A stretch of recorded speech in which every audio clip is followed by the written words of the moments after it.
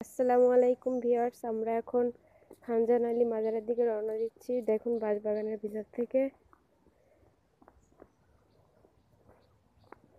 দেখুন এই দিকের অবস্থা।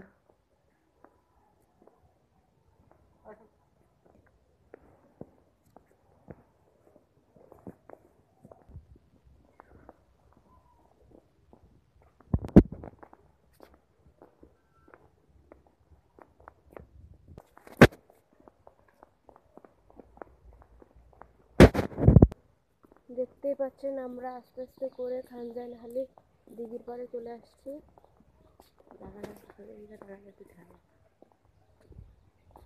দেখুন জায়গাটা অনেক সুন্দর।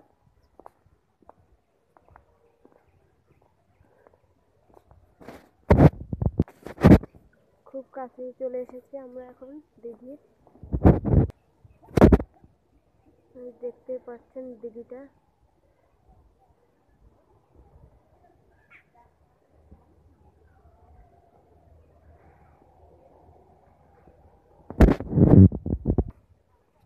দেখতে পাচ্ছেন আমার বর আস্তে আস্তে করে দিঘির দিকে যাচ্ছে।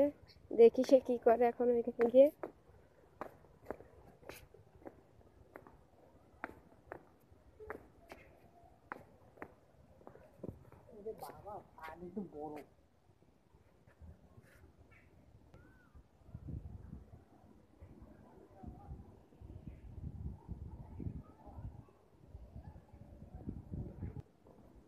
দিঘির পাড় থেকে আমরা হাঁটতেছি। মিনিমাম দিঘিটা পার হতে আমাদের 5 থেকে 6 মিনিট লাগবে।